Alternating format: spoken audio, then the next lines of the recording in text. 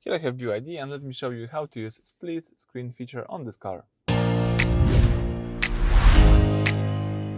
So if you would like to use the split screen feature, all you need to do is use this button right here at the down right corner. If you tap it, you will activate the split screen view. And as you can see, in my car, I can use only split screen with two apps, navigation and Spotify. So here, let me tap Spotify on the right side, navigation on the left side. You can change the position by using this button. Now I've got Spotify on the left side and navigation on the right. And if you would like to quit the split screen and, for example, just exit the Spotify, let's use this button.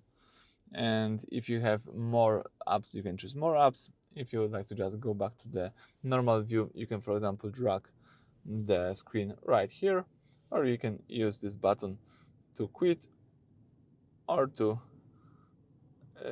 enable the split screen. You can, of course, also tap the home screen to just go back to the home screen of your BYD. So that's it of this video. Thank you for watching. Please subscribe to our channel and leave thumbs up.